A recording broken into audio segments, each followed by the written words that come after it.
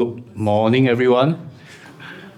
My name is Frank. My monk's name is Varaniano. The robes that I'm wearing is a bit different from what you usually see because we have different lineages. From India, if you go to the north, then that will go into China. So you see all the long sleeve and long pants. But for my lineage is from India, they go south. Sri Lanka, Thailand, Myanmar. So this is what we call the southern lineage or southern tradition. In Chinese, we call it 北传, 南传. I know the old name is 大乘小乘, but usually we don't use that now. So we use it as 北传南传. Let's continue with this. Today I'm going to talk about Buddhism and mental wellness. The topics I'm going to talk about today will be more focused. It will be on mental disorders, the cause, the solution, and of course the practice. Let's look at mental disorders in Singapore. According to this study that was done in 2021 for 10 mental disorders in ASEAN countries. So in Singapore in 2021, the two top mental disorders are anxiety and depression. For males, a total of 130,000 people. For females, a total of 198,000 people. In total, all the people who has anxiety and depression in Singapore in 2021, those that were reported, there are others that were not reported. It is 328,400. So maybe to you, this number is like, okay lah, 328,000, we have 6 million people in Singapore, okay lah, right? But if you compare this statistic with 1990, it is a 75.6% increase in the number of cases. If you compare this with the rest of ASEAN, the increase from 1990 to 2021, it is 70%. So our Singapore's statistic is actually 5.6% higher than ASEAN, all the ASEAN countries combined. So this is why you can see in Singapore, actually it is a big concern for us, why we need to address mental wellness, or in particular mental disorder for anxiety and depression. Next, in 2025, the Singapore government established the National Mental Health Office, and they use it to oversee the implementation of the National Mental Health and Wellbeing Strategy. So what is this strategy? This strategy has 4 areas of improvements for people who suffer from mental disorders. First is to expand the mental health services capacity, because polyclinics and hospitals, so they will have more doctors, more people who look into the mental health of the citizens. Then they also want the service providers to be trained for early identification and intervention. So those people that they add into polyclinics and hospitals, they will train them to detect if you have any mental disorders. Then also, they want to improve the mental health literacy of all the citizens in Singapore. And also, they want to increase the employees' adoption of mental well-being initiatives and support network. So you can see from these 4 areas of improvement, the first 3 is actually reactive measures. That means only after you get the mental disorder, then the government will step in to help you. But of course, they wish to detect as early as possible. Then the 4th one is a preventive measure. But this preventive measure is very, very dependent on the company that you work in. If your company, your employer does not want to employ the initiative, then you are only left with the first 3 choices. That means you will have no preventive measure. You can only wait until you develop a mental disorder, then you go and see a doctor. There's no way for you to try to prevent it in advance. So today I'm going to talk about how you actually prevent mental disorder, because according to the idiom, prevention is better than cure. So this is why we need to talk about prevention rather than cure. Before we go into the prevention methods, what is the cause of anxiety and depression? In the Buddhist scriptures, the Middle Discourses 19, the Buddha said, monks, whatever a monk frequently thinks and ponders upon, that will become the inclination of his mind. What does this mean? This means that if a person thinks positively frequently, then when issues arise, the mind will tend to be thinking about the positive side. But if you always think negatively, then when issues arise, you will tend to think about negative stuff.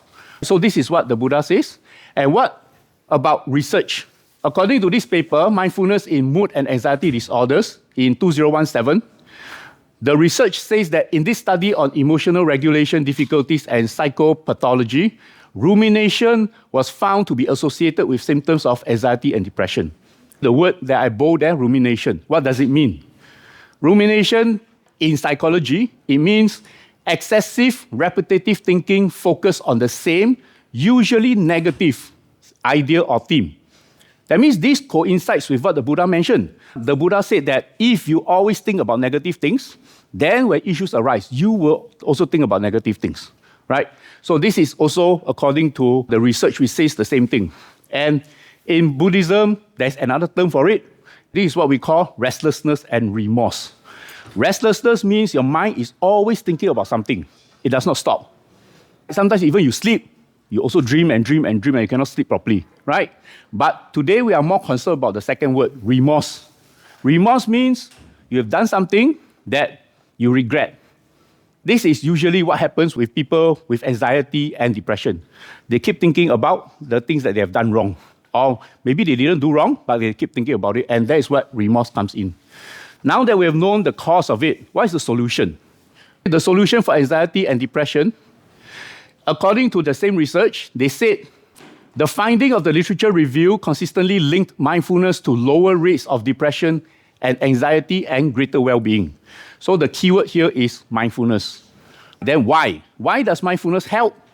Several studies found that the practice of mindfulness was possibly able to clarify the effects of rumination as a self-critical questioning of one's own emotions and circumstances.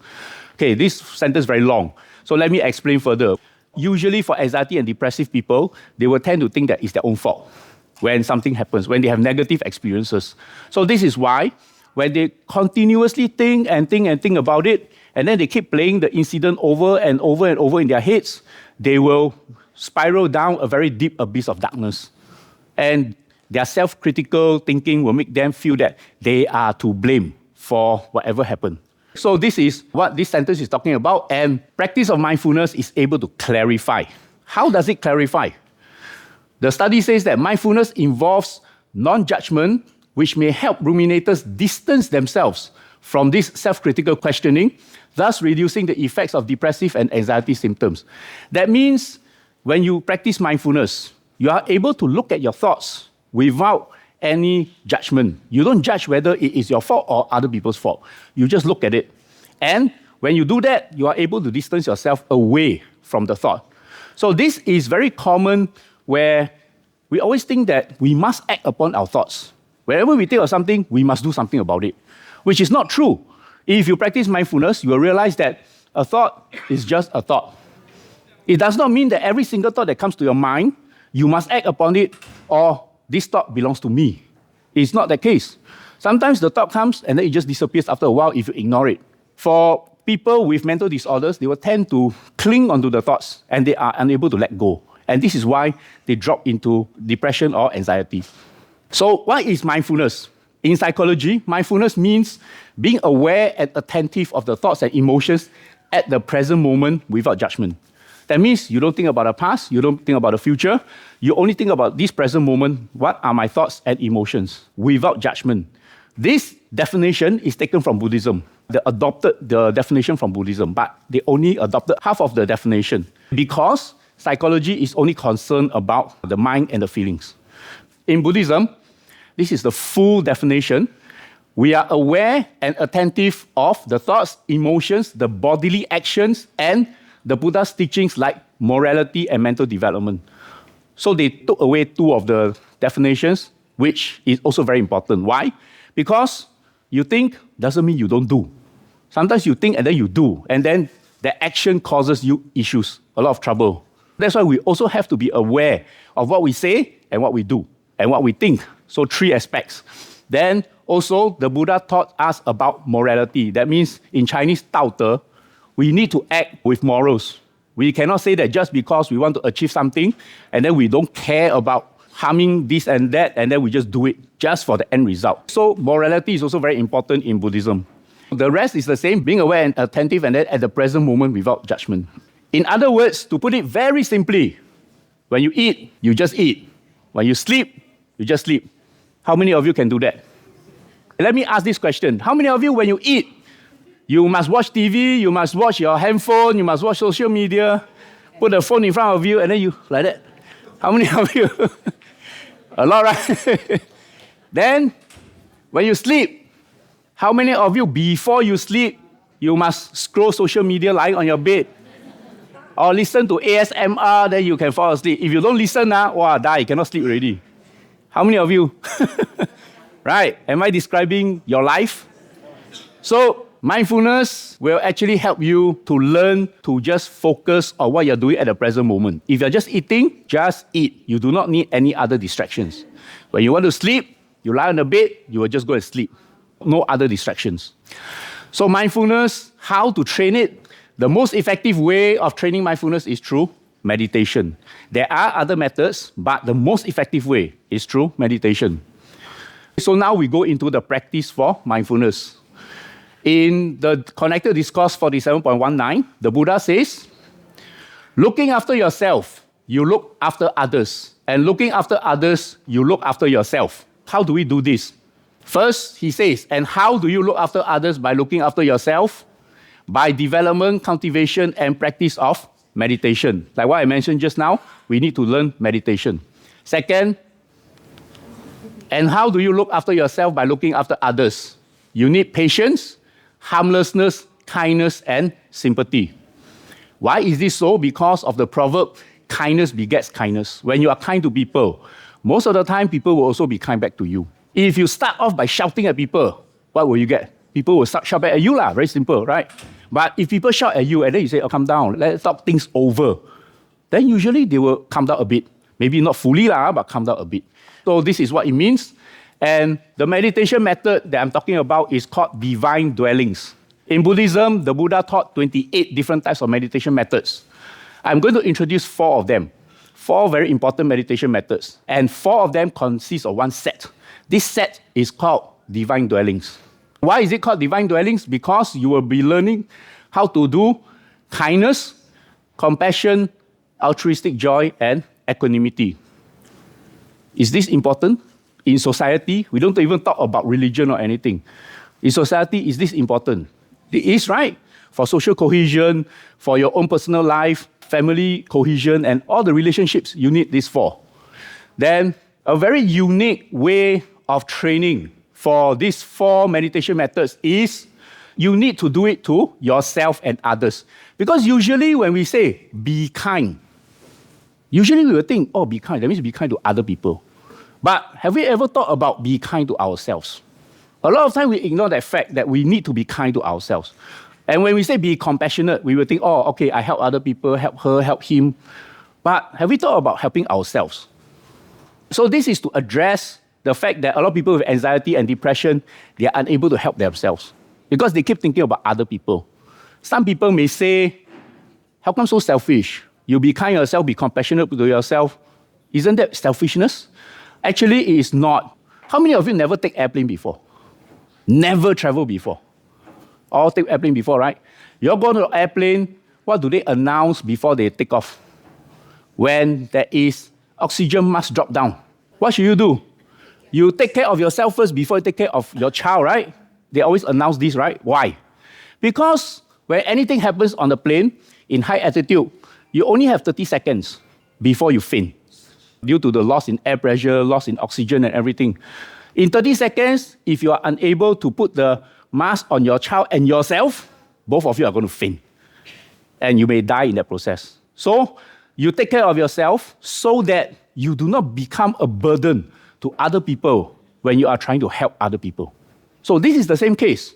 You have kindness, compassion, altruistic joy, and equanimity to yourself first, so that you yourself, you become stable, you are healthy.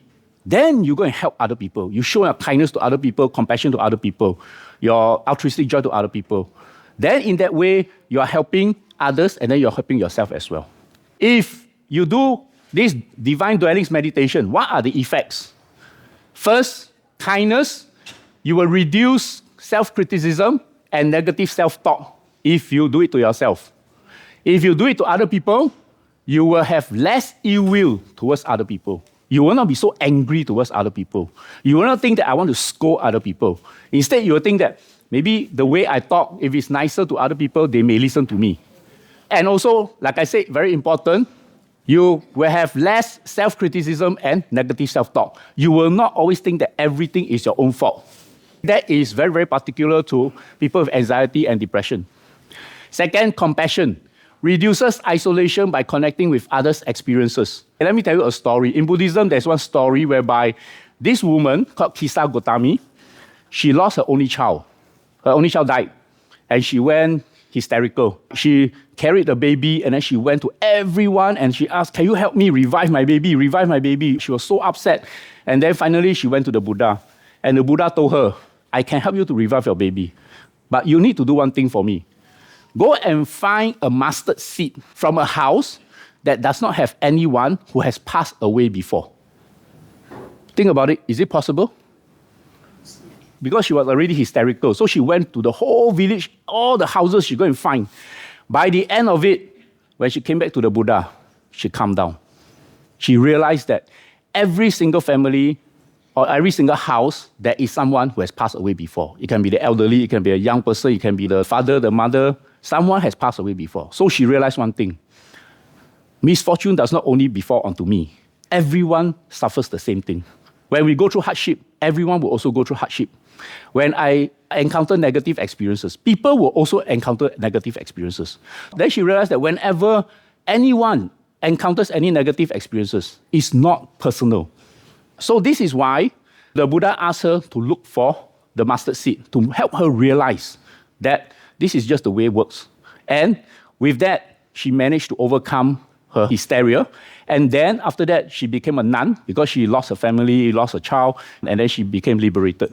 So this is the story with regards to reducing isolation by connecting with others' experiences, because you understand that you are not the only one having negative experiences. Everyone in this world has gone through the same things. And once you realize that, you will also realize that if you need help, there will be others who can help you. It does not mean that you have to fight it by yourself. Because a lot of times, people with anxiety and depression, they think that no one can help them. They're alone. So that's why some of them become very suicidal. The third one, altruistic joy, encourages a positive outlook by celebrating small successes and reduces jealousy. When you see other people succeed, so you become jealous. But nowadays, people compare themselves, their life, with social media. Social media always show people driving big car, big house, beautiful car, a lot of money, fly here, fly there. And then when they compare to themselves, they find that I can't do it. So they become depressed, they may have anxiety. With altruistic joy, you understand that other people's successes is their success. So I'm happy for them. But for myself, I celebrate my own small successes. Regardless what success I have, regardless what type of happiness I have, I am happy for myself, whatever little bit. For example, you walk on the street, you saw a $1 coin on the floor. $1 nowadays, you can't buy much things, right? So you pick up $1, you go to a charity box, you put inside, and then you think that, with this $1, may the owner of this $1 coin, may he or she have good fortune. And you just put inside. Then you celebrate that. Why? Because you are being generous. It is a very small thing. It's a $1 generosity, but it is still generosity. And then you start small from there. If you have bigger ambitions, then you can do even more with even bigger generosity. Of course, within your means. So this is what it means by celebrating small successes. Don't be jealous of other people's successes and don't compare. Just be aware of what your strengths are, what your weaknesses are, and then you work on your strengths, and then you try to improve your weaknesses. Then you better yourself. And then from there, you celebrate whatever successes, whatever happiness you have in your life. Then finally, equanimity. It cultivates mental and emotional stability during difficult times, because everyone in our lives will definitely have ups and downs. When we have our downtime, we need equanimity to ensure that we have mental and emotional stability. Why is this important? So that we are clear-headed enough to find the solution to our problems. A lot of times people make mistakes because they are overly angry or they have too much grief that they cannot think properly, they cannot function properly. So that is why they say the wrong things, they do the wrong things. But if you have equanimity and you have mental and emotional stability, then you will be able to think for yourself, is this the right thing to do at this time? And then after the incident, if you want to grieve or you want to do whatever to help to relieve all the negative emotions, then go ahead and do that. But at that moment in time during the situation, you handle the situation. Here we will go into a summary of what I've just said. If you do divine dwellings meditation, you will gain the qualities of kindness, compassion, altruistic joy, and equanimity, and you'll be able to act accordingly. And then after that, you can improve your attention and memory. Because mindfulness is to focus on the present moment, bring your attention to the present moment. This improves your attention and memory, which will help to prevent dementia. Dementia is also another illness that we have to take care of. And on top of that, it reduces rumination, or what we call restlessness and remorse in Buddhism, and this will reduce anxiety and depression. So 3 effects if you learn simply just the divine dwellings meditation. And due to all these 3 effects, you will be able to have an overall better quality of life. Do you agree with me? Yes. And this is not only for Buddhists. This can be done by anyone, any race, any religion, because these 4 qualities is universal. Anyone should have it and can practice for it. Then finally, this goes back to what the Buddha says, looking after yourself, you look after others. And when you look after others, by having kindness, compassion for them, you also take care of yourself. This is the end of my talk. Thank you, and may all of you be well and happy.